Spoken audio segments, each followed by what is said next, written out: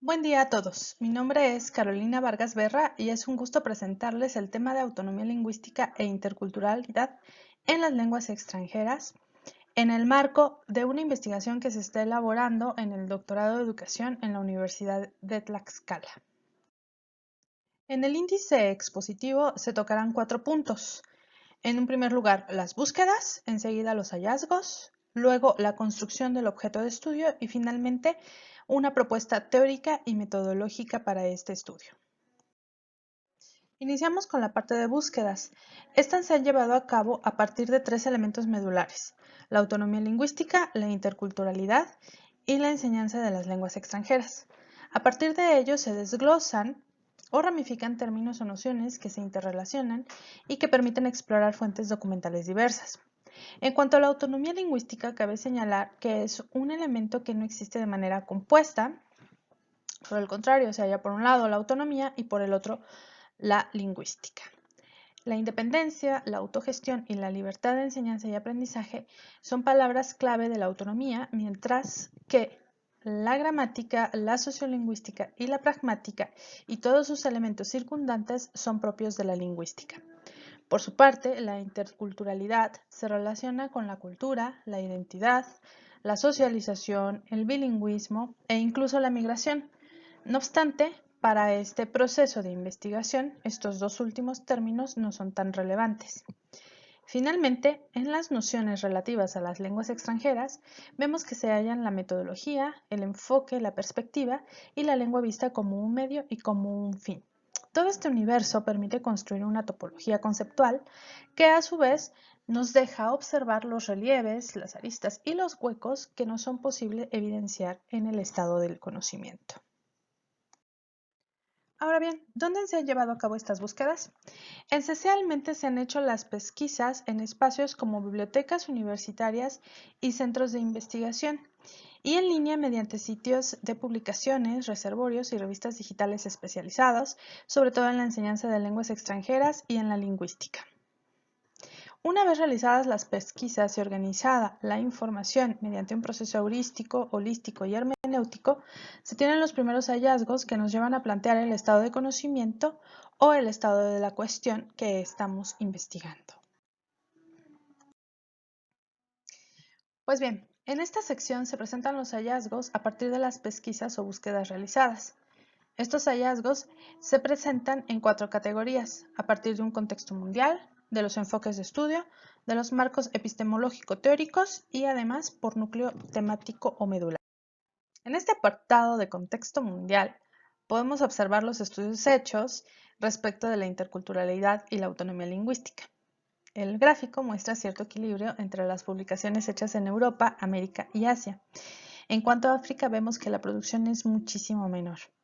De manera particular, Europa realiza estudios de lenguas, lingüística, interculturalidad, desarrollo de metodologías, estrategias de enseñanza de lenguas extranjeras basadas en el marco común europeo de referencia para las lenguas, en donde las lenguas occidentales son enseñadas por tradición. En América, los procesos de enseñanza-aprendizaje, desde un enfoque comunicativo y una perspectiva accional, la interculturalidad desde la parte de los pueblos originarios y la autonomía para los entornos profesionales son los temas más recurrentes en los estudios. En Asia se trabaja la metodología y la enseñanza de las lenguas extranjeras, y lo que se encontró de África son estudios sobre intercultural y lingüística y en un muy menor grado el desarrollo de la autonomía. En cuanto a los enfoques metodológicos de estudios, se observan los 3 tipos de diseño clásicos: el cualitativo, el cuantitativo y el mixto. Asimismo, también se han encontrado documentos de metaanálisis y centrados en escuelas de pensamiento o perspectivas teóricas. De manera particular, se ve que el diseño cuantitativo es el que más predomina para los estudios en lenguas. Particularmente tratan el desarrollo de habilidades comunicativas orales y escritas y el cumplimiento de tareas que promueven el aprendizaje. Cabe señalar que las tareas son actividades integrales e integrativas, pues recogen aspectos lingüísticos, pragmáticos y sociolingüísticos. En estos diseños, los instrumentos empleados son los test estandarizados tipo TOEFL, DELF y toda su familia, y los pretest y post-test en el caso de las intervenciones.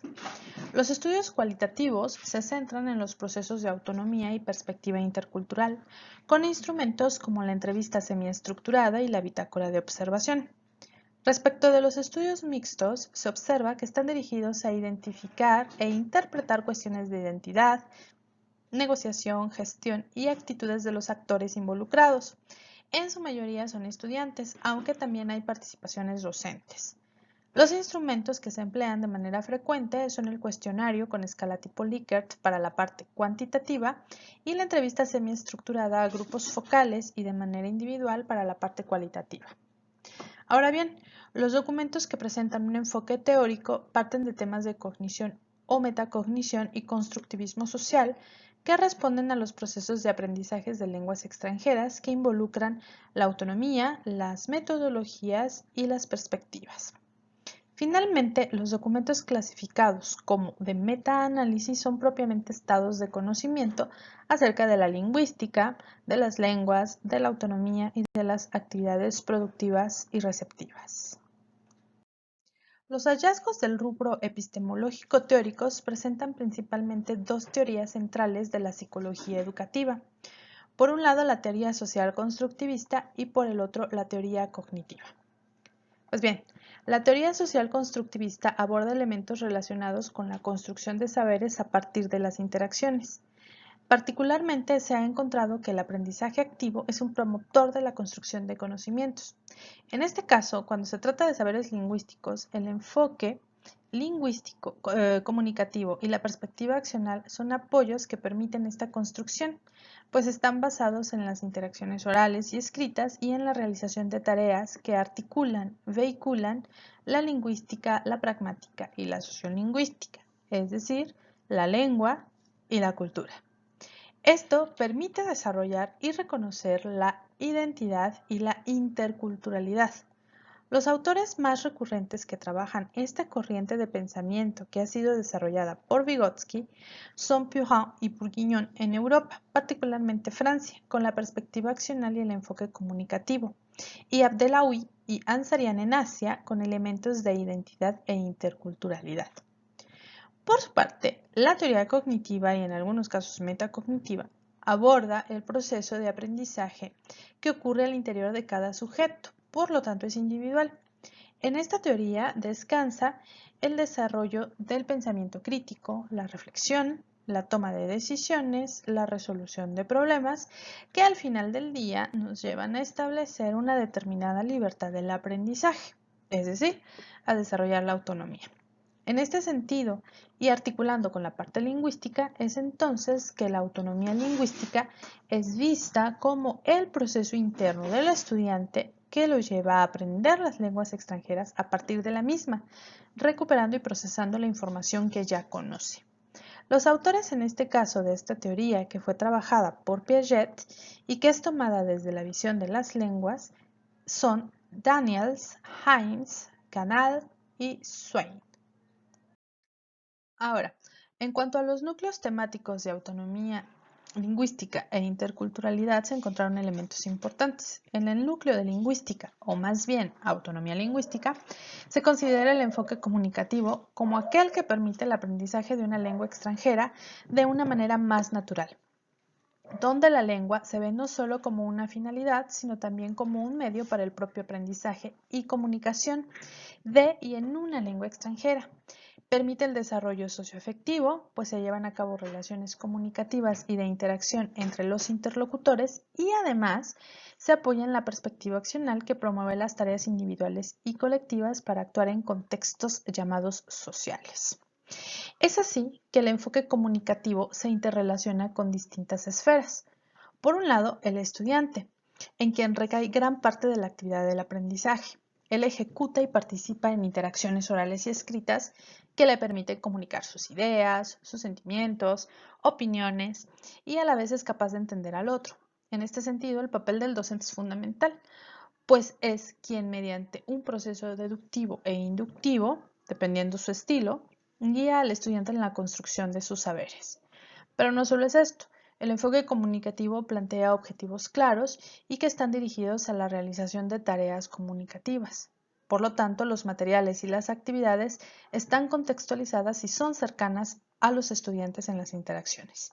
Finalmente, como todo enfoque, pasa por un proceso de evaluación para formar, corroborar, medir procesos y niveles de aprendizaje. Por otro lado, este aprendizaje de las lenguas extranjeras se ciñe al marco común de referencia, mismo que aborda elementos sociolingüísticos como los registros de lengua, la lingüística, que se centra principalmente en aspectos gramaticales y de la construcción misma de la lengua, y los aspectos pragmáticos relacionados con los actos del habla, por ejemplo, el humor y la ironía. De estos elementos se encuentra que se prioriza más a la gramática que a la cultura. Las creencias y representaciones del dominio de lengua, tanto de los docentes y estudiantes, se contraponen. Los docentes perciben que los estudiantes tienen muchas debilidades en el idioma, mientras que los estudiantes creen que están muy bien y se comunican sin mayor problema. Otro aspecto que se rescata es el abordaje de las lenguas en ambientes monolingües y bilingües. Claro está, manteniendo una distancia con el contexto de las lenguas indígenas. También se ha abordado a la lengua como un medio de integración social y en él, en cuanto a la autonomía, recuperan los factores que la componen y hacen explícito elementos como la motivación y el miedo al error. En cuanto al núcleo de interculturalidad, empiezo por decir que se desprende de la cultura. Existen diversas acepciones o términos que nacen de aquí, como la transculturalidad, la metaculturalidad, pluriculturalidad, coculturalidad, aculturación e interculturalidad, aunque hay muchos más. En nuestro caso, nos quedamos con esta última, ya que ella pretende integrar nuevos elementos culturales que son ajenos a la cultura propia, pero sin que ésta se vea diluida como con el caso de la aculturación. Por el contrario, se ve enriquecida.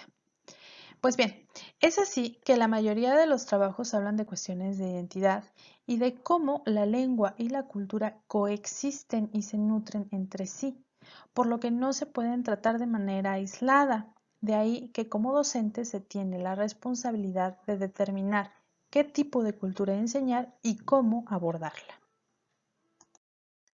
Así llegamos al apartado 3, que es la construcción del objeto de estudio a partir de los hallazgos presentados, por lo que se va a hablar en dos momentos: la problematización, por un lado, y la pregunta de investigación y el objetivo. La problematización parte del aprendizaje de las lenguas extranjeras y al interior de él se hallan la autonomía lingüística, la interculturalidad y de manera muy particular el contexto de la educación superior. Pues bien, en cuanto al aprendizaje de lenguas extranjeras, este tiene tres niveles: macro, meso y microcontextuales. En el aspecto macro, relacionado con un contexto internacional, tenemos que organismos como la UNESCO, la OCDE, el Grupo del Banco Mundial y el Banco Interamericano de Desarrollo apuestan por una educación de calidad y para ello promueven el aprendizaje de las lenguas extranjeras como un medio de acceso a la información, desarrollo profesional y económico y competencia con otros países. Esto desde una visión socioeconómica. La Asociación Internacional de Universidades también busca la calidad educativa en cuanto a la formación integral de sus formados en la educación superior y en este mismo nivel, pero respecto de las lenguas extranjeras se halla el marco de referencia que establece los estándares internacionales del manejo y dominio de las lenguas, particularmente occidentales, aunque recientemente se ha añadido el chino mandarín.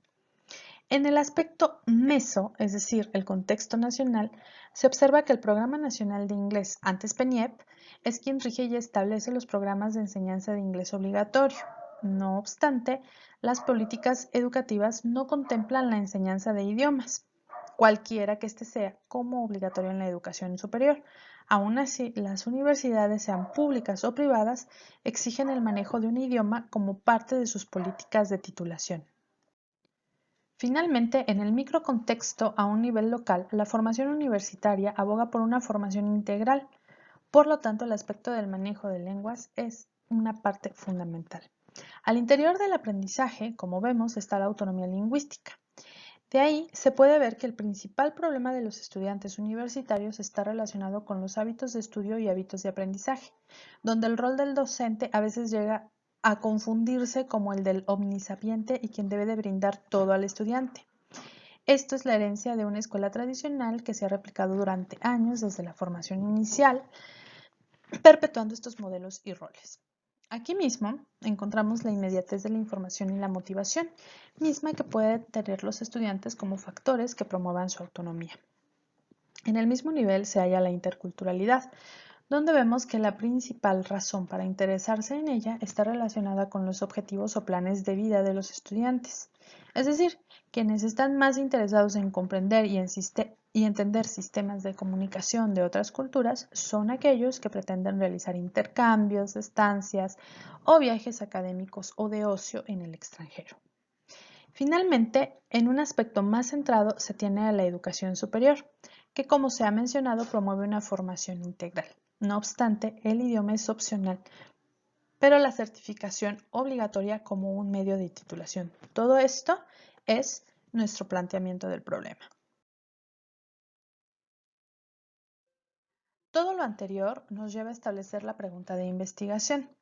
¿Cuáles son los procesos de aprendizaje de los estudiantes de lenguas extranjeras que implican el desarrollo de una autonomía lingüística y componentes interculturales en la educación superior?